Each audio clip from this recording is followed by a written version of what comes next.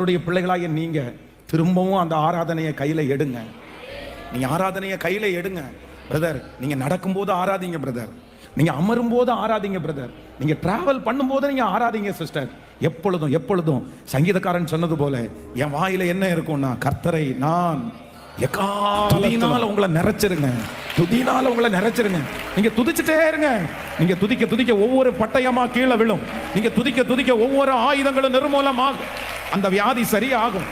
அந்த அந்த நிறைவானது வரும்போது அப்படியே குறைவானதெல்லாம் போகும். அதனால எதுக்குமே கவலைப்படாதீங்க, எதையும் யோசிக்க வேண்டாம். இவ்வளவு நாள் ஆண்டவர் வந்து சம்பாதிக்க பண்ணாரா, இவ்வளவு நாள் ஆண்டவர் உங்களை வெற்றியானாரா? கொஞ்ச நாள் ஆண்டவர் சில நேரத்தில் நமக்கு ஒரு சின்ன பிரேக் கொடுப்பாரு, சில இடத்துல நம்மளை ஒழிச்சு கொண்டு போய் வைப்பாரு. அந்த நாள் வீணான நாள் இல்லை. நம்ம வந்து நன்றா கவனிங்க, சம்பாதிச்சுட்டு இருக்கோம்னு வச்சுங்களேன், அப்படியே சம்பாதிச்சுட்டே இருக்கிறது தான் நம்முடைய வெற்றி இல்லை. இடையில ஒரு கர்த்தர் இடையில ஒரு டைம் கொஞ்சம் ஸ்லோ டவுன் கொடுக்குறாருல, சில டைம் கர்த்தர் கொஞ்சம் உட்கார வச்சிருக்கிறாருல, அதுவும் நம்முடைய வாழ்க்கையில நன்மைக்காகவே. நான் ஓடிட்டே இருந்தேன், நான் வேகமா இருந்தேன், இப்போ என்னமோ என்னை கட்டி போட்டது மாதிரி இருக்குது, என்னமோ எனக்கு ஒன்றும் இல்லாத மாதிரி இருக்குன்னு நினைக்காதீங்க. இது ஒரு ரைட் டைம். இது எதுக்குன்னா கர்த்தர் உங்களை ப்ரிப்பரேஷன் பண்றாரு, கர்த்தர் உங்களை உருவாக்கிட்டு இருக்கிறாரு, கர்த்தர் உங்களை துதிக்க வச்சுட்டு இருக்கிறாரு.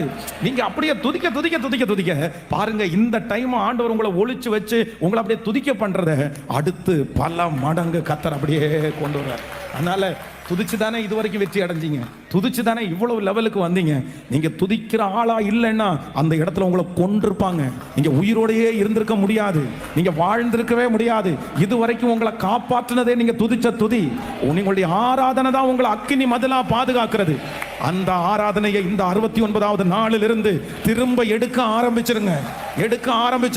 கர்த்தர் அதுல பிரியப்படுறாரு. பிரியப்பட கர்த்தர் நமக்கு எல்லாவற்றையும் தந்துட்டே இருப்பாரு. சோ இதை ரொம்ப அடையாளம் கண்டு கொண்ட ஒரு மனுஷன் தான் யார் அப்படின்னா தேவனுடைய மனுஷன். நீங்க 2 நாளாகமும் யோசபாத் 2 நாளாகமும் 20ஆம் அதிகாரத்தினுடைய 21வது வசனத்தை வாசிக்கலாமா? 2 நாளாகமும் 20ஆம் அதிகாரத்தினுடைய 21வது வசனம். பின்பு அவன் ஜனத்தோடைய ஆலோசனை பண்ணி பரிசுத்தம் உள்ள மகத்துவத்தை துதிக்கவும் ஆயுதம் அணிந்தவர்களுக்கு முன்பாக நடந்து போய் கர்த்தரை துதியுங்கள், அவர் கிருபை என்றும் உள்ளது என்று கர்த்தரை பாடவும்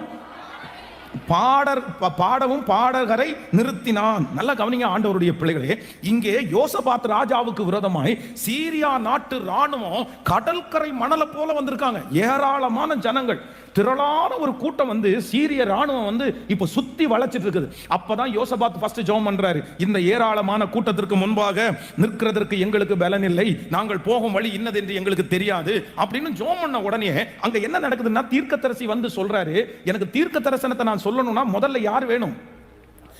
ஒரு இசைக்கருவி வாசிக்கிற ஒருத்தரை கூட்டிட்டு வாங்கப்பா அப்படின்னு சொல்றாரு. அந்த மனுஷன் வந்து நின்று கர்த்தரை ஆராதிச்சு அவன் வந்து அந்த வர்ஷிப் பண்ணும்போது தீர்க்கதரிசியினுடைய வாயிலிருந்து என்ன வருதுன்னா தீர்க்க தரிசனமான வார்த்தை வருது. நல்லா கவனிச்சுங்க. யோசபாத்திற்கு விரோதமாய் சீரியா நாடு ராணுவம் வந்து கடற்கரை மணலை போல குவிஞ்சு கிடக்குறாங்க. இப்ப இவருக்கு என்ன பதில் சொல்றதுன்னு தெரியல. இதை ஜெயிச்சிருவோமா தோத்துருவோமா அப்படின்ற ஒரு மிகப்பெரிய தோல்வி. அதை ஏற்கனவே தியானிச்சோம் நம்ம. இவர்களுக்கு வேற தண்ணீர் வேற இல்ல. இவங்க ரொம்ப ஒரு மோசமான ஒரு சூழ்நிலையில் இருக்கிறாங்க. அப்ப தீர்க்கதரிசியின் இடத்துல போய் விசாரிக்கிறாங்க, என்ன பண்ணலாம், இந்த யுத்தத்தை நாங்க கண்டினியூ பண்ணவா, நாங்க இதை ஜெயிச்சிருவோமான்னு கேட்கும்போது தீர்க்கதரிசி என்ன சொல்றாரு அப்படின்னா, இல்ல இசைக்கருவி துதிக்கிற ஒருத்தனை கூட்டிட்டு வாங்கன்னு சொல்லி அந்த மனுஷன் துதிக்க துதிக்க இவருக்குள்ள தீர்க்க தரிசனம் வருது. இதை இப்ப யாரு பார்த்துட்டு இருக்காங்கன்னா யோசபாத் பார்த்துட்டு இருக்காரு. தீர்க்க தரிசனம் முடிச்சிட்டு தீர்க்கதரிசி எல்லாம் போயிட்டாரு.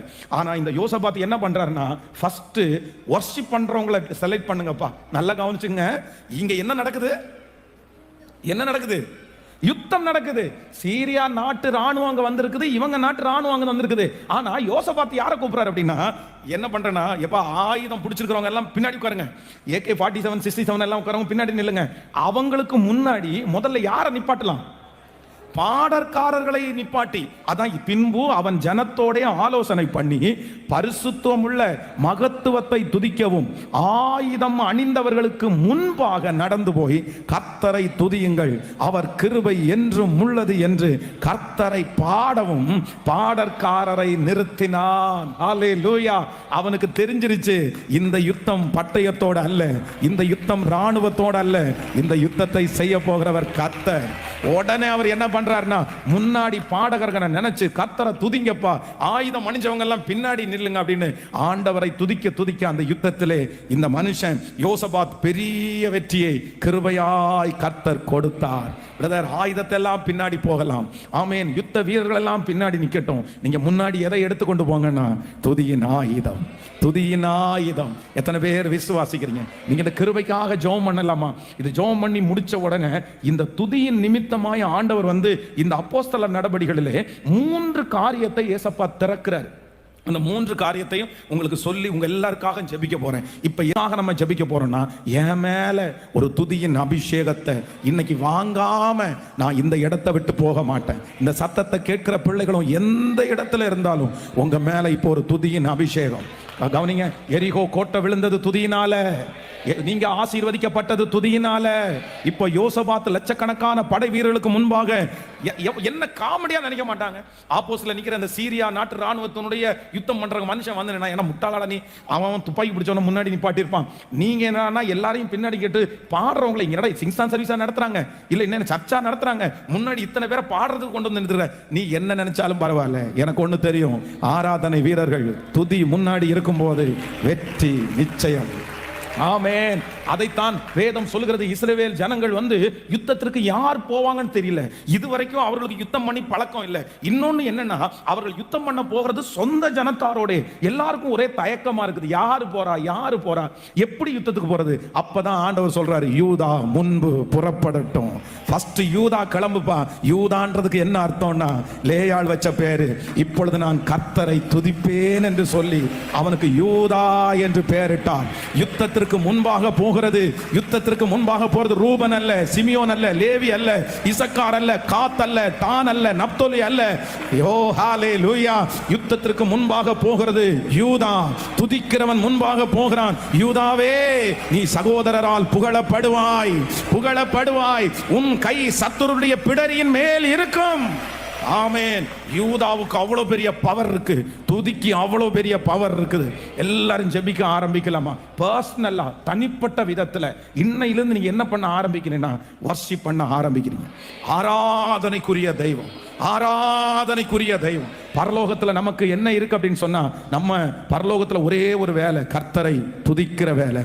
இந்த ஜனத்தை எனக்கென்று ஏற்படுத்தினேன், இவர்கள் என் துதியை சொல்லி வருவார்கள். ஆண்டவர் நம்மளை எதுக்கு ஏற்படுத்தி இருக்கிறார்னா, வெறும் பணம் சம்பாதிக்கிறதுக்கு இல்ல, இல்லனா வெறும் சர்ச்சு கட்டுறதுக்கு இல்ல, இல்லனா வெறும் கார் வாங்குறதுக்கு இல்ல. கர்த்தர் நம்மளை எதுக்கு ஏற்படுத்தி இருக்கார் தெரியுமா? அப்படியே துதிய பரலோகத்திற்கு அனுப்புகிறது. அதனால தான் இந்த தேசம் இருக்குது, அதனால தான் இந்த பட்டணம் இருக்குது. கர்த்தரை ஆராதிக்கிறவங்க இருக்கிறதுனால தான் தேசம் இருக்குது. தேவனுடைய ஆராதிக்கிற சத்தம் உங்க வீட்டில் இருக்கிறதுனால தான் உங்க குடும்பம் இன்றைக்கு வரைக்கும் இருக்குது. ஜெபிக்க ஆரம்பிக்கலாம். ஹalleluya. எனக்கு அந்த துதியின் மேகம் வேணும், அந்த அபிஷேகம் வேணும்.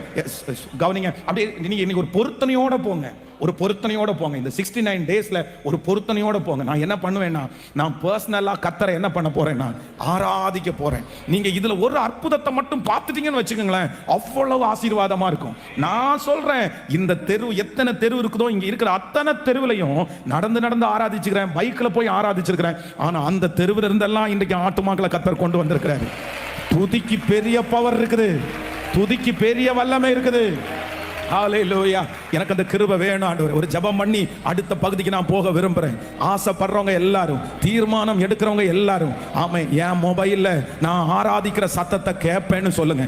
என் வீட்டில் இருக்கிற டிவியில கர்த்தரை துதிக்கிற சத்தம் தான் கேட்கப்படும்னு சொல்லுங்க. என் காதுல இயர்போன் போட்டு கேட்கும் போது நான் கர்த்தரை துதிக்கிற ஆராதனை சத்தத்தை, அப்பா அப்பா அப்பா, எஸ் எஸ் எஸ், எல்லாம் எங்க பிள்ளைகளுக்கு ஆண்டவரே கர்த்தரை எப்பொழுதும் துதிக்க. ஆமென் ஆமென் ஆமென். அந்த வண்டியில போகும்போது இனி டிஸ்டர்பன்ஸ் வரக்கூடாது. இந்த 69வது நாளில் அந்த அனாயிண்டிங் எங்க மேல வரணும். ஆண்டவரே, இதை நீங்க எனக்கு தரணும், இந்த அபிஷேகத்தை எங்களுக்கு தரணும். எங்களை அறியாமலே அந்த ஆராதனை அபிஷேகம் எங்களுக்குள்ள பொங்கி எழும்பட்டும். பாடல் வந்துட்டே இருக்கட்டும், துதி வந்துட்டே இருக்கட்டும். எங்க வாகனம் அப்படியே துதியினால நிரம்பட்டும், எங்க கம்பெனி அப்படியே துதியினால நிரம்பட்டும், என் ஆபீஸ் அப்படியே துதியினால நிரம்பட்டும். ஸ்தோத்திரம் ஸ்தோத்திரம் ஸ்தோத்திரம். எனக்குள்ளே இருக்கிற அந்த அசுத்தம் எல்லாம் அகன்று போக, கெட்ட சிந்தனைகள் மாறி போக, என் கண்களில் இருக்கிற தேவையில்லாத இச்சைகள் மாறி போக, என் வாயில வருகிற அசுத்தமான வார்த்தைகள் மாறி போக, அப்பா அப்பா, இப்போ அந்த துதியின் அபிஷேகத்தை மறுபடியும் திரும்ப எனக்கு தரணும் ஆண்டவரே. 5 வருஷத்துக்கு முன்னாடி நான் ஆராதிச்சது மாதிரி இனி மனசு விட்டு நான் ஆராதிக்கணும், சத்தம் போட்டு ஆராதிக்கணும். அது உங்கள்கிட்ட பேசிட்டே இருக்கணும்பா. அபிஷேகத்தை மறுபடியும் எனக்கு தாங்கப்பா ஆண்டவரே, தாங்கப்பா. அன்னைக்கு அந்த பிரச்சனையின் நடுவில் நான் போயிட்டு இருக்கும் போது தனியா உங்கள்கிட்ட பேசிட்டே போன இல்ல, அந்த மாதிரி ஒரு ஸ்பிரிட், அந்த மாதிரி ஒரு மகிமை என் மேல இப்போ ஊற்றப்படுவதாக. ஹalleluya, ஹalleluya. இந்த சத்தம் யார் யாருடைய காதுகளில் எல்லாம் துணிக்கப்படுகிறதோ அவர்கள் மேலெல்லாம் ஒரு துதியின் அபிஷேகம், துதியின் அபிஷேகம் இறங்குவதாகப்பா. இந்த பலிபீடத்திலிருந்து உம்முடைய ஊழியக்காரன் ஜெபிக்கிறேன். இப்போ எங்க திருச்சபையின் மேல, மக்கள் மேல இந்த சத்தத்தை எந்த இடத்திலிருந்து கேட்டனால அவர்கள் மேல ஒரு துதியின் அபிஷேகம். இந்த 100 நாள் ஜெபம் முடிக்கிறதற்குள்ள எங்க பிள்ளைங்க சாட்சி சொல்லணும். துதிக்க துதிக்க அந்த அற்புதம் நடந்துச்சு. எரிகோ கோட்டை இடிந்து விழுந்துருச்சு. சீரியா ராணுவம் பின்னிட்டு தகப்பனே, தகப்பனே, அந்த அபிஷேகத்தை எங்களுக்கு நீ தரப்போகிறதற்காக ஸ்தோத்திரம். ஆமென். இப்பொழுது நான் கர்த்தரை துதிப்பேன் என்று சொல்லி அவனுக்கு யூதா என்று பெயரிட்டான். அவள் மறுபடியும் கர்ப்பவதி. இப்பொழுது நான் கர்த்தரை துதிப்பேன். மூலம் ஜெபம் ஏறெடுக்கிறோம். நல்ல பிதாவே, ஹalleluya. துதியினால் உங்களுடைய காரியங்கள் எல்லாம் நடக்கும், வர்ஷிப்பினால எல்லாம் நடக்கும். ஆண்டவருடைய பிள்ளைகளே, நான் இந்த வசனத்தை தியானிச்சுட்டு இருக்கும் போது இந்த அப்போஸ்தலர் நடபடிகளில் நம்ம வாசிச்சோம்ல, பவுலும் சீலாவும் அந்த இடத்துல துதிக்கும் போது அவருடைய துதியின் நிமித்தமா பாத்தீங்க அப்படின்னா 3 விதமான திறப்புகளை ஆண்டவர் கட்டளை இடுகிறார். வாசிக்க போறோம், எல்லாரும் எடுத்துக்கொள்ளலாம். 16ஆம் அதிகாரம், அப்போஸ்தலர் 16ஆம் அதிகாரத்தினுடைய 14வது வசனத்தை வாசிக்கலாமா? ஆமென். அப்போஸ்தலர் 16ஆம் அதிகாரத்தினுடைய 14வது வசனத்தை வாசிக்கலாம். அப்பொழுது தியத்தீரா ஊராளும் ரத்தாம்பரம் விற்கிறவர்களும் தேவனை வணங்குறவர்களும் ஆகிய லீதியாள் என்னும் பேருள்ள ஒரு ஸ்திரீ கேட்டுக்கொண்டிருந்தாள். பவுல் சொல்லியவைகளை கவனிக்கும்படி கர்த்தர் அவள் இருதயத்தை திறந்தருளினார். இன்னொரு விசை 13வது வசனத்திலிருந்து வாசிக்கலாமா? 16ஆம் அதிகாரம். ஓய்வு நாளில் நாங்கள் பட்டணத்திற்கு வெளியே போய் ஆற்றின் அருகே வழக்கமாய் ஜெபம் பண்ணுகிற இடத்திலே உட்கார்ந்து அங்கே கூடி வந்திருக்கிற ஸ்திரீகளுக்கு உபதேசித்தோம். அப்பொழுது தியத்தீரா ஊராளும் ரத்தாம்பரம் விற்கிறவளும் தேவனை வணங்குகிறவர்களுமாய் இருக்கிற லீதியாள் என்னும் பேருள்ள ஒரு ஸ்திரீ கேட்டுக்கொண்டிருந்தாள். பவுல் சொல்லியவைகளை கவனிக்கும்படி கர்த்தர் அவள் இருதயத்தை திறந்தருளினாள். ஹல்லேலூயா. கர்த்தருடைய பிள்ளைகளே, இந்த அப்போஸ்தலர் எழுதின நடபடிகளிலே இவர்கள் இப்பொழுது துதித்து பாடி ஒரு மிகப்பெரிய ஒரு தோல்வியான ஒரு இடத்துல சிறைச்சாலையில இருந்து அவருடைய ஆராதனை இப்ப என்ன பண்ணுதுன்னா ஒரு பெரிய திறந்த வாசலை கொடுக்குது. அப்படின்னா ஏற்கனவே ஊழியத்திற்கு இருந்ததை விட இப்ப திருப்பி வெளியில வர்றாங்க. வெளியில வந்த உடனே இந்த அப்போஸ்தலனாகிய பவுல் தேவனுடைய ஊழியத்தை செய்யும் போது வேதம் சொல்லுகிறது லீதியாள். நமக்கு எல்லாருக்கும் தெரியும், நம்ம பாடும்போது கூட நிறைய பேர் பாடுவோம், லீதியாளுடைய இருதயத்தை திறந்த கர்த்தர். ஆனா இந்த லீதியாளுடைய இருதயத்தை மட்டும் அங்க ஆயிரக்கணக்கான ஜனங்கள் இருக்கிறாங்க, இந்த லீதியாளை மட்டும் ஏன் ஆண்டவர் மென்ஷன் பண்ணி சொல்றாருன்னா, வேதம் சொல்லுகிறது இவள் ரத்தாம்பரம் விற்கிறவளும். அப்படின்னா ஒரு மிகப்பெரிய கோடீஸ்வரின்னு வச்சுக்கோங்களேன், அவளுடைய வீட்டிலேயே இருக்கிற அந்த ரத்தாம்பரம் அப்படின்றது ரொம்ப காஸ்ட்லியான ஒரு விஷயம் தான் அந்த ரத்தாம்பரம். இப்போ ஆண்டவர் என்ன பண்றாருன்னா அந்த லீதியாளுடைய இருதயத்தை கர்த்தர் திறக்கிறார். முதலாவதாக கர்த்தர் கிருபையாய் வாக்கு கொடுக்கிறார். ஆராதனை செய்து துதியினுடைய அபிஷேகம் நம்முடைய வாழ்க்கையிலே கொண்டு வருகிற முதல் வெற்றி என்னன்னா, இருதயங்களை கர்த்தர் திறக்க போகிறார். நிறைய கடினமான இருதயங்கள் திறக்க போகிறது. உங்களுக்கு விரோதமாய் தயவு பாராட்டாத, உங்களுக்கு விரோதமாய் கடினமாய் இருக்கிற அநேக இருதயங்களை கர்த்தர் வாக்கு கொடுக்கிறார். இந்த ஜெபத்திற்கு பிற்பாடு அந்த இருதயத்தை கர்த்தர் திறக்க போகிறார். உங்களுக்கு விரோதமாய் இருக்கிற கடினமான இருதயம் திறக்கப்படும். அவர்கள் அந்த இருதயத்தை கர்த்தர் திறக்கும் போது நான் விசுவாசிக்கிறேன், நீங்கள் என்ன காரியத்திற்காக போனீர்களோ, எந்த காரியத்தை நீங்கள் எதிர்பார்த்தீர்களோ அந்த காரியம் அவர்களால் நடக்க போகிறது. அந்த கடினமான இருதயத்தை கர்த்தர் திறக்க போகிறார். அந்த வீம்புள்ள அந்த இருதயத்தை கர்த்தர் திறக்க போகிறார். உங்களுக்கு செய்யவே கூடாது என்று நினைத்த அந்த இருதயத்தை கர்த்தர் உங்களுக்காக திறக்க போகிறார். லீதியாளுடைய இருதயத்தை திறந்து கர்த்தர் அற்புதத்தை செய்வார். ஆனால் எப்படிப்பட்ட கடினமான இருதயமும் உங்களுக்காக திறக்கும். அந்த பிள்ளையினுடைய இருதயத்தை கர்த்தர் இப்பொழுது திறப்பாராக. அந்த கடினமான கணவனாருடைய இருதயம் இப்பொழுது இயேசுவின் நாமத்தில் திறப்பதாக. அந்த மனைவியினுடைய இருதயத்தை கர்த்தர் திறப்பாராக. கர்த்தர் வாக்கு கொடுக்கிறார், நான் இருதயங்களை திறப்பேன், இருதயங்களை திறப்பேன். துதியினுடைய அபிஷேகம், இந்த வர்ஷிப்பினுடைய தாக்கம் என்ன உண்டாயிருச்சு அப்படின்னா, பிரசங்கம் பண்ணி கொண்டிருக்கும் போதே ரத்தாம்பரம் விற்று கொண்டிருந்த அந்த லீதியாளுடைய இருதயம் அப்படியே திறக்கிறது. ஏன்னா அவங்களுடைய இருதயம் அவ்வளவு சீக்கிரமா திறக்காது. அவங்களுக்கு ரொம்ப அனுபவம் அதிகமா இருக்குது, அவங்க கையில பணம் அதிகமா இருக்குது, தொழில் இருக்குது, அவங்களுக்கு எல்லாமே இருக்குது. அப்ப அந்த இருதயம் ஏன் அவங்களுக்கு திறக்கணும்? தேவையே இல்லை. நம்ம வந்து தேவை நிறைய இருக்கும்போது நம்முடைய இருதயம் வாஞ்சிக்கும். ஆனா அதெல்லாம் இல்லாத போது அந்த இருதயம் வந்து டிஃபால்ட்டா வந்து என்ன ஆயிரும்னா ரொம்ப கடினமாகும். ஆனா இப்போ தேவனுடைய மனுஷனுடைய வார்த்தை பிரசங்கிக்கப்படும் போது அங்க இருக்கிற முக்கியமான ஒருத்தருடைய இருதயத்தை கர்த்தர் திறந்தார். இப்போ இந்த இருதயம் திறக்கிறதுனால என்ன நடக்குது அப்படின்னு சொன்னா, நீங்க 15வது வசனத்தை 16ஆம் அதிகாரம் 15வது வசனத்தை வாசிக்கலாம். அவளும் அவள் வீட்டாரும் ஆமென் ஞான ஸ்நானம் பெற்ற பின்பு அவள் எங்களை நோக்கி, நீங்கள் என்னை கர்த்தரிடத்தில் விசுவாசம் உள்ளவள் என்று எண்ணினால் என் வீட்டிலே வந்து தங்கி இருங்கள் என்று எங்களை வருந்தி கேட்டுக்கொண்டாள். ஆமென். ஃபர்ஸ்ட் அவளுடைய இருதயம் திறந்துருச்சு. இருதயம் திறந்த உடனே அவங்க வந்து உடனே என்ன பண்ணிட்டாங்கன்னா, ஞான ஸ்நானத்திற்கு ஒப்பு கொடுத்துட்டாங்க. இப்போ என்ன நடக்குது அப்படின்னா, ஞான ஸ்நானத்துக்கு ஒப்பு கொடுத்ததுக்கு பிற்பாடு அந்த ஃபேமிலியில் அவங்க என்ன சொல்றாங்கன்னா, நீங்க மனசு இருந்துச்சுன்னா நீங்க வந்து எங்களை வழி நடத்துறீங்கல்ல, எங்களுடைய வீடு என்னவா இருக்குன்னா, எங்க வீடு திறந்திருக்குது, எங்க வீட்டுக்குள்ள நீங்க வரலாம், விசுவாசம் உள்ளவர் என்று எண்ணினால் என் வீட்டிலே வந்து தங்கி இருங்கள் என்று எங்களை வருந்தி கேட்டுக்கொண்டாள். விலையேற பெற்றவளுடைய விலையேற பெற்ற நிறைய பொக்கிஷ உள்ள ஒரு வீடு தேவனுடைய ஊழியர்களுக்காக அன்றைக்கு திறந்தது. அதனால் தான் கர்த்தர் வாக்கு கொடுக்கிறார், அவர் இருதயங்களை திறக்கிற கர்த்தர். இன்றைக்கு இந்த 69வது நாள் கர்த்தர் தீர்க்க தரிசனமாய் யாரோடு பேசிக் கொண்டிருக்கிறார். மகளே, யாருக்கும் திறக்காத இருதயங்கள் உங்களுக்காக திறக்க போகிறது. பலர் உங்களிடத்தில் வந்து சொல்லலாம், ஐயோ அந்த மனுஷனுடைய மனசு அவ்வளவு இறங்கவே இறங்காது, யாருக்காகவும் அந்த மனுஷன் இறங்கவே மாட்டான், ரொம்ப கடினமான மனுஷன், ரொம்ப கடினமான நபர், அந்த நபருடைய இருதயம் திறக்கிறது ரொம்ப கடினம், அது உனக்கு நடக்காது, நீ ட்ரை பண்ணாத, அந்த மனுஷனிடத்துல போய் நீ வெறுமையாய் திரும்பி வருவாய். ஆனால் இன்று பரிசுத்த ஆவியானவர் வாக்கு கொடுக்கிறார், மகனே, நீ ஆராதனை செய்து கொண்டிருக்கும் போது நீ துதிக்க துதிக்க துதிக்க துதிக்க உன்னுடைய துதியின் அபிஷேகம் லீதியாளுடைய இருதயத்தை திறந்தது போல, ரத்தாம்பரம் விற்று கொண்டிருந்த அந்த லீதியாளுடைய இருதயத்தை திறந்தது போல, கர்த்தர் மிக முக்கியமான சிலருடைய இருதயத்தை கர்த்தர் இதோ உங்களுக்காய் திறக்கிறார். கோடீஸ்வரியான சிலருடைய இருதயத்தை கர்த்தர் திறக்கிறார். உங்களுடைய தலை நிமிர பண்ணுவதற்கு சில அதிகாருடைய இருதயத்தை கர்த்தர் திறக்கிறார். நல்ல ஆமென் ஆமென் ஆமென்.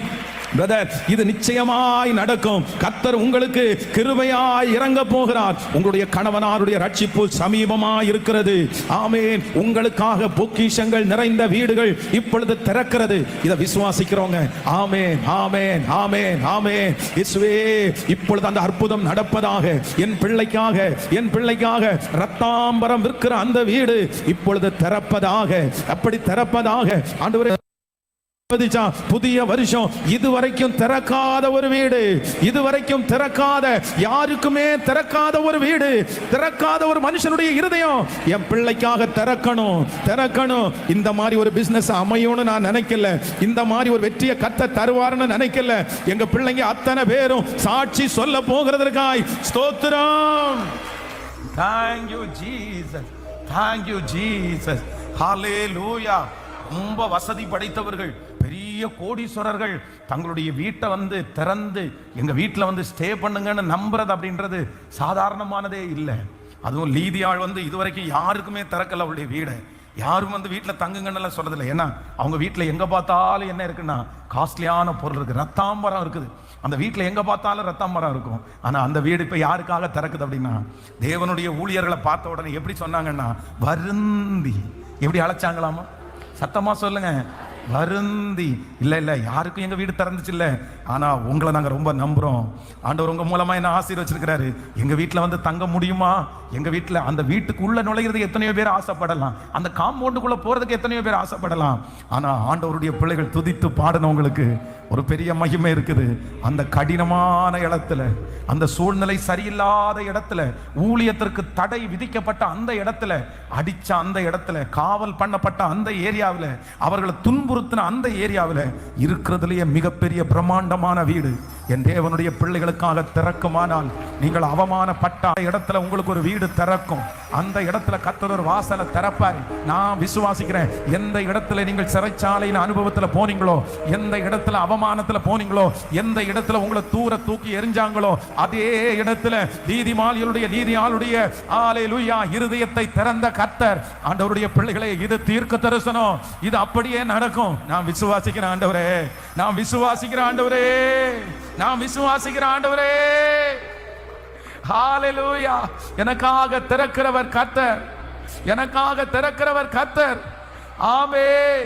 நீர் திறந்தால் அதை அடைப்பவன் இல்லை, நீர் கட்டினால் அதை இடிப்பவன் இல்லை.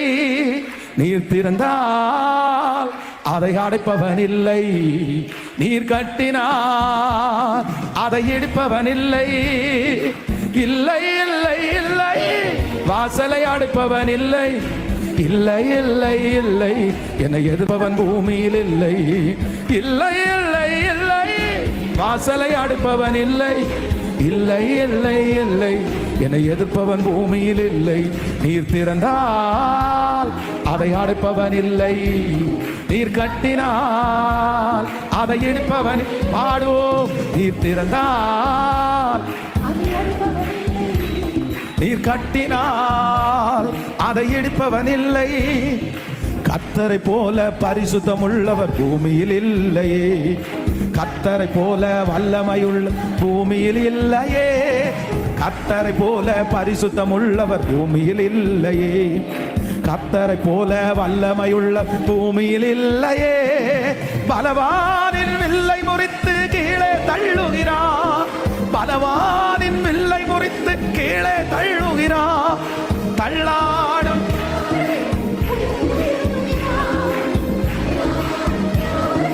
உயரத்தில் நிறுத்துகிறார், உயரத்தில் நிறுத்துகிறார்.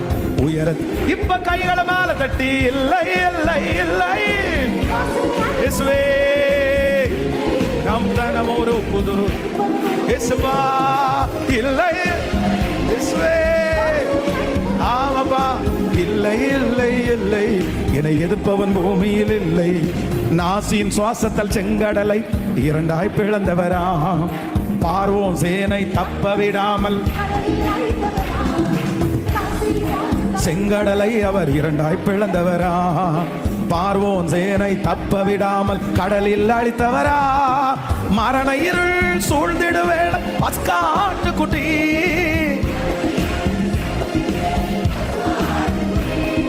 வாதை உந்தன் கூடாரத்தை என்றும் அணுகாதே, என்றும் அணுகாதே, என்றும் அணுகாது, என்றும். இப்ப கைகளை தட்டி இல்லை இயேசுவே, கிருபை இல்லை இல்லை இல்லை. இப்போ இயேசுவே, திரும்ப திரும்ப திரும்ப சொல்லுங்க சொல்லுங்க. ஆமென். இல்லை இல்லை இல்லை இல்லை இல்லை.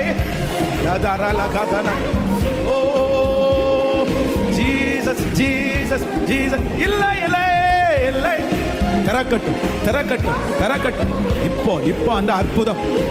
ஆமென் ஆமென். இந்த பாட்டை பாட பாட துதி எழும்ப எழும்ப லீதியாளுடைய இருதயம் திறந்தது போல இருதயங்கள் திறக்கப்படட்டும். ரத்தாம்பரங்கள் இருக்கிற வீடுகள், ரத்தாம்பரங்கள் இருக்கிற வீடுகள் என் பிள்ளைகளுக்காக திறக்கப்படட்டும், என் மகனுக்காக திறக்கப்படட்டும். இயேசுவே, இப்போ இப்போ இந்த 100 days ஜெபத்துல இதுவரைக்கும் திறக்காத இடங்கள் என் பிள்ளைகளுக்கு திறக்கப்படட்டும். ஒரு புது வாசல் திறக்கப்படட்டும். அவங்க உயரும்படி, ஆண்டவரை ஊழியம் செய்யும்படி திறக்கப்படட்டும்.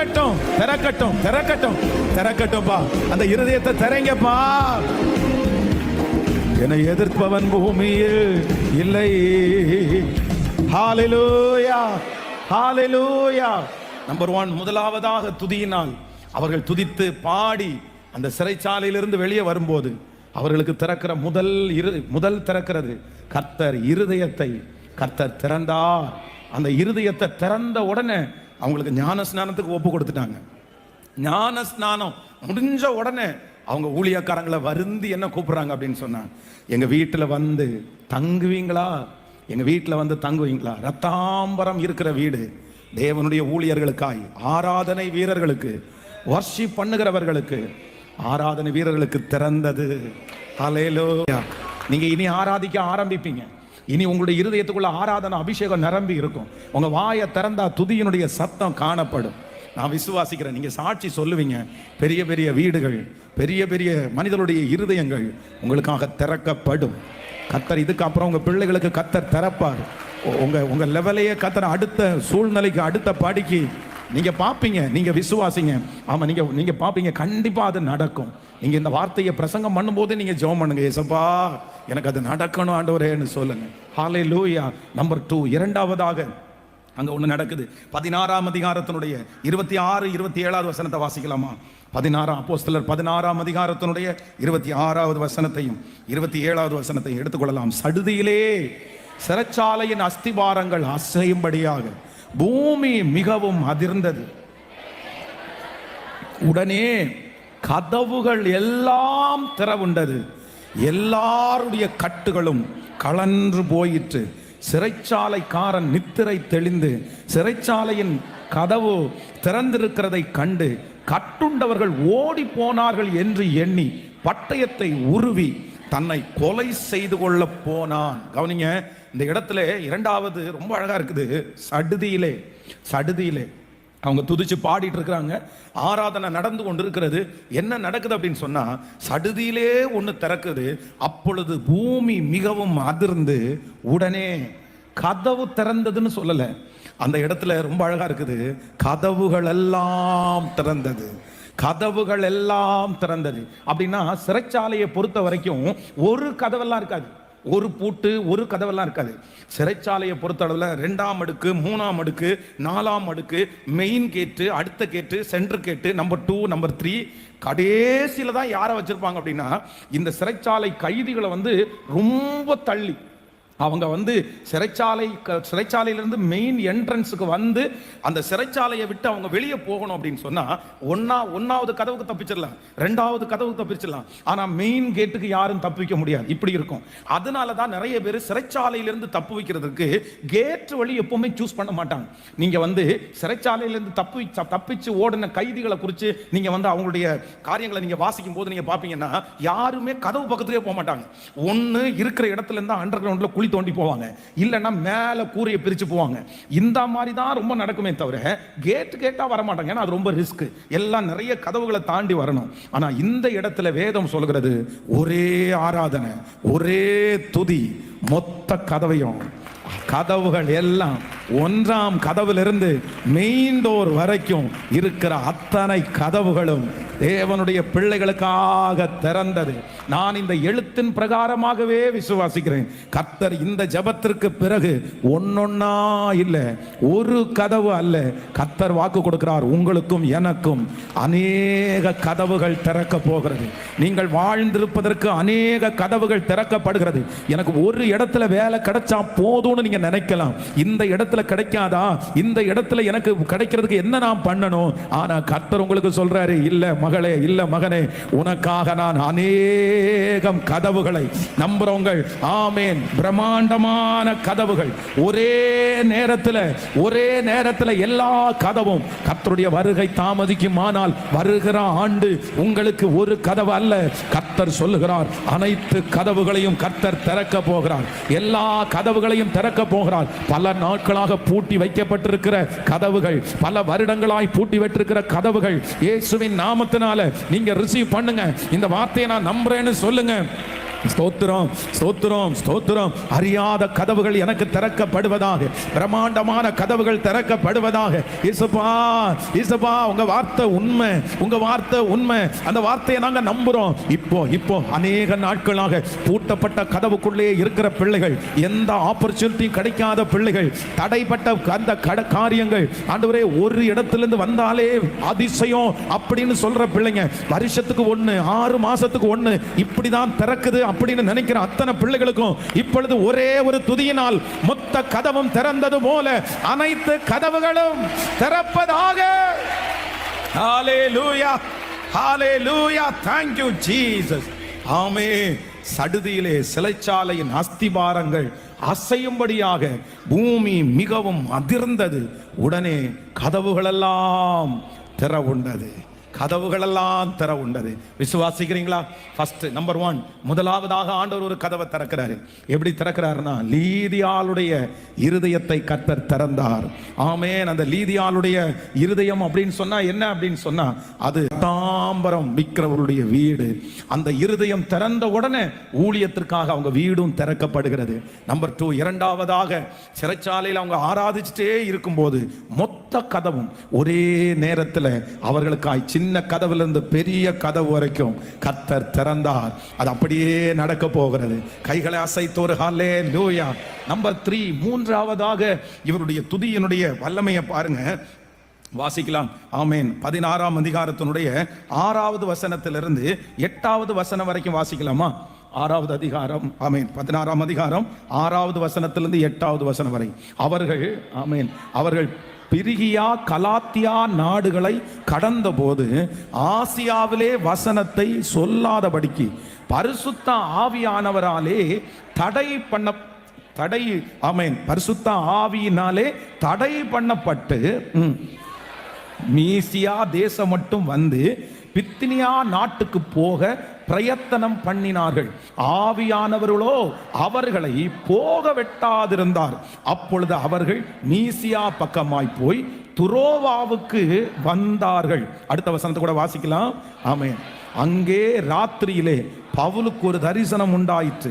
அதென்னவெனில், மக்கதோனியா தேசத்தான் ஒருவன் வந்து நின்று, நீர் மக்கதோனியாவுக்கு வந்து எங்களுக்கு உதவி செய்ய வேண்டும் என்று தன்னை வேண்டிக் கொண்டதாக இருந்தது.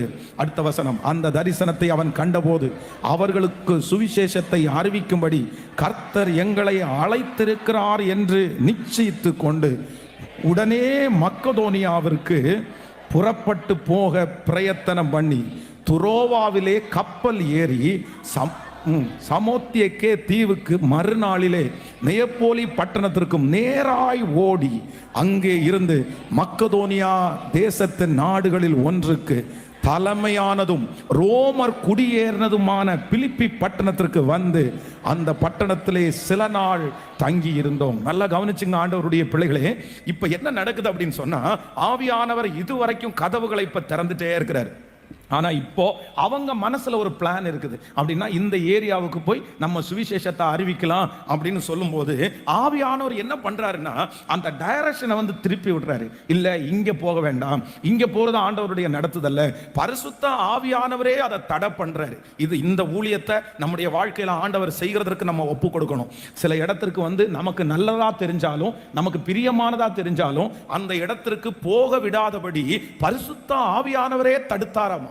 சில நேரத்தில் நம்ம நிறைய பேர் அப்படி நினைப்போம். அப்படி என்ன நினைப்போம்னா, இதுவும் ஆண்டவர் நல்லதா மாத்தி தர வேண்டியதானே, நான் இதை சூஸ் பண்றேன், இது கெட்டதா இருந்தா கூட கர்த்தரால் நல்லதா மாற்ற முடியுமே அப்படின்னால நம்ம கேள்வி கேட்போம். இல்ல, சில இடத்த ஆண்டவரே நமக்கு தடுப்பார், சில இடத்த ஆண்டவரே நமக்கு போக விட வேண்டாம்னு சொல்லுவார், சில இடத்தினுடைய டைரக்ஷனை ஆண்டவரே திருப்பி விடுவார்.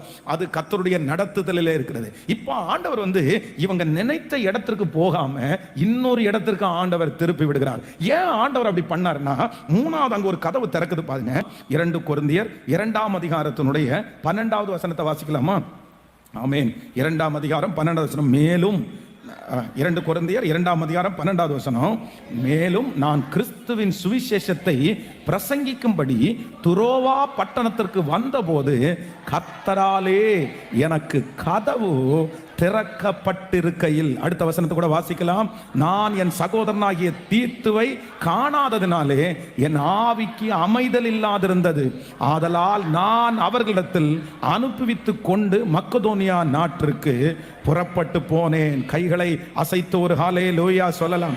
ஹல்லேலூயா, ஆமென். நம்பர் 1, முதலாவதாக விலையேற பெற்றவருடைய வீடு ஒன்று அவருக்காக திறந்தது. நம்பர் 2, 2 பிரம்மாண்டமான கதவு ஒன்று அவர்களுக்காக திறந்தது. மூன்றாவதாக இந்த இடத்திலே ஊழியம் செய்யும்படி, கர்த்தருடைய பெரிய சுவிசேஷத்தை அறிவிக்கும்படி அப்போஸ்தலனாகிய பவுல் சொல்கிறார், துரோவா பட்டணத்திற்கு வந்தபோது கர்த்தராலே எனக்கு கதவு திறக்கப்பட்டிருக்கிறது. ஹல்லேலூயா. கைகளை உயர்த்தி ஒரு ஹல்லேலூயா. ரட்சிப்பதற்காக, மனிதனுடைய மனதுகளை மாற்றுவதற்காக, சுவிசேஷம் அறிவிப்பதற்காக, ஆண்டவருடைய வல்லமையான நாமத்தை உயர்த்துவதற்கு ஒரு கதவு திறக்கப்பட்டிருக்கிறது. இன்றைக்கு 69வது நாள் கர்த்தர் வாக்கு கொடுக்கிறார், உங்கள் மூலமாய் ஒரு சுவிசேஷ கதவு திறக்க போகிறது. கர்த்தர் உங்களுக்கு ஒரு சுவிசேஷ கதவை திறக்க போகிறார். உங்க வீட்டை கர்த்தர் அதற்காக ஆயத்தப்படுத்த போகிறார். உங்க வேலை ஸ்தலத்தை ஆண்டவர் அதற்காக ஆயத்தப்படுத்த போறாரு. நான் விசுவாசிக்கிறேன், இந்த ஜெபத்திற்கு பிற்பாடு நிறைய பேருடைய கம்பெனியில பிரேயர் நடக்கும், நிறைய பேருடைய வீடுகளில் ஜெபம் நடக்கும். நீங்க நிறைய பேர் போய் தெருக்களில் கர்த்தருடைய சுவிசேஷத்தை சொல்லுவீர்கள். ஆண்டவர் வாக்கு கொடுக்கிறார், நீங்கள் குடியிருக்கிற இடத்துல அவருக்கு ஊழியம் செய்யும்படியாய் ஒரு துறவு திறக்க போகிறது. ஒரு கதவு உங்களுக்காய் திறக்க போகிறது. ஆண்டவர் அதை திறப்பேன் என்று கர்த்தர் வாக்கு கொடுக்கிறார். நம்புறவங்க ஆமென். நீங்க ஊழியம் செய்ய ஆரம்பிப்பீங்க. உங்க வீட்டை தேடி நிறைய பேர் வருவார்கள். உதிக்கிறவனுடைய வெளிச்சத்தினிடத்திற்கு ராஜாக்கள், ஜனங்கள் நடந்து வருவார்கள். உங்களுடைய வீடு ஒரு கலங்கரை விளக்காய் மாறும். உங்க ஆபீஸ் ஒரு கலங்கரை விளக்கா மாறும். உங்க வீட்டுக்கு வந்து நிறைய பேர் பிரிந்த குடும்பம் ஒன்னாயி திரும்ப போவாங்க. வியாதியோடு வர்றவங்க உங்க வீட்டுக்கு வந்து சுகம் பெற்று திரும்பி போவாங்க. மன பிரச்சனையில இருக்கிறவர்கள் உங்க வீட்டுக்கு வந்து ஆறுதல் அடைவார்கள். கர்த்தர் உங்களுக்கு ஒரு கதவு, சுவிசேஷ கதவை கர்த்தர் திறக்கிறேன் என்று கர்த்தர் வாக்கு கொடுக்கிறார். ஹல்லேலூயா. சுவிசேஷ கதவை கர்த்தர் திறக்கிறார். இந்த இடத்துல ஆண்டவர் கதவை திறந்த உடனே அப்போஸ்தலனாகிய பவுல் பிரசங்கம் பண்றாரு. இந்த அப்போஸ்தலர் 20ஆம் அதிகாரத்துல நீங்க கீழ வசனத்தை வாசிக்கும் போது தெரியும். அவர் பிரசங்கம் பண்ணிட்டு இருக்கும்போது என்ன நடக்குது அப்படின்னா, மேல மாடியில 3வது மாடியில ஒரு வாலிபன் அந்த செய்தியை கேட்டுட்டு இருக்கிறான். ஆனா அந்த வாலிபன் வந்து செய்தியை கேட்டு இருக்கும் போது தூங்கி மாடியிலிருந்து கீழே விழுந்து என்ன பண்றான்னா, அவன் செத்து போயிடறான், அப்படியே இறந்து போயிடறான். இறந்து போன உடனே வேதம் சொல்லுது, அப்போஸ்தலனாகிய பவுல் பிரசங்கத்தை நிறுத்திட்டு கீழே இறங்கி வராரு. கீழே இறங்கி வந்து அந்த மனுஷன், அந்த பையனுக்கு உயிர் கொடுக்கிறாரு. அவனுடைய சரீரம் இப்போ உயிரோட எழும்புது. செத்து போன ஒருத்தனை உயிரோட எழுப்பி திரும்ப கொண்டு போய் பிரசங்கத்தை ஸ்டார்ட் பண்ணா எப்படி இருக்கும்னு நினைக்கிறீங்க? எப்படி இருக்கும்னு நினைக்கிறீங்க? இப்போ வந்து இந்த பிரசங்கம் இப்படி போயிட்டு இருக்குது. இப்போ போகும்போதே நமக்கு உற்சாகமா இருக்குது. இந்த பிரசங்கம் நடக்கும் போதே ஒருத்தர், அவ்வளவுதான், கால் முடியாத ஒருத்தர் அப்படியே கொண்டு வந்த வீல் சேரை தூக்கிட்டு நிக்கிறாருன்னு வச்சுங்களேன். அடுத்து பண்ற பிரசங்கம் உங்களுக்கு சொல்லாமலே உள்ள போயிடும். அவ்வளவுதான், நீங்க அப்படியே என்ஜாய் பண்ண ஆரம்பிச்சிருவீங்க. உங்களுக்குள்ள யாருமே நம்பிக்கையை ஊட்ட வேண்டிய அவசியமே இல்லை. இந்த ஒரு சாட்சி உங்களுக்குள்ள பெரிய விசுவாசத்தை கொண்டு வரும். இவருக்கு செய்த ஆண்டவர் எனக்கு செய்ய மாட்டாரா? உயிரோடையே எழுப்பி இருக்கிறாரு. அப்போ ஆண்டவர் எப்படிப்பட்ட ஒரு திறந்த வாசல் அப்படின்னு சொன்னா, யாருமே விசுவாசிக்க பண்ண முடியாததை, நம்பவே முடியாததை ரொம்ப சுலபமா அந்த சுவிசேஷத்தை கொண்டு போற மாதிரி துரோவாவிலே கர்த்தர் ஒரு கதவை தேவனுடைய பிள்ளைக்காய் திறக்கிறார். ஹல்லேலூயா. 3 விதமான கதவு வர்ஷிப்பினால் திறக்க போகிறது. நம்பர் 1, முதலாவதாக உங்களுக்காக லீதியாளுடைய இருதயத்தை திறந்த கர்த்தர், இருதயங்களை கர்த்தர் திறக்க போகிறார். நம்பர் 2, இரண்டாவதாக சின்ன கதவிலிருந்து பெரிய கதவுகள் எல்லாவற்றையும் ஆண்டவர் திறக்கிறார். மூன்றாவதாக சுவிசேஷ கதவை எனக்காக திறக்க போகிறார். எத்தனை பேர் விசுவாசிக்கிறீர்கள்? கர்த்தர் இன்றைக்கு வாக்கு கொடுக்கிறார், இப்பொழுது இன்னும் நான் கர்த்தரை துதிப்பேன் என்று சொல்லி அவனுக்கு யூதா என்று பெயரிட்டாள். மறுபடியும் அவள் கர்ப்பவதியாகி ஒரு குமாரனை பெற்று இப்பொழுது நான் கர்த்தரை துதிப்பேன் என்று சொல்லி அவனுக்கு யூதா என்று பெயரிட்டாள். ஹல்லேலூயா. எத்தனை பேர் ஆமோதிக்கிறீர்கள்? கர்த்தரை துதிக்க துதிக்க கதவுகள் எல்லாம் திறக்க போகிறது.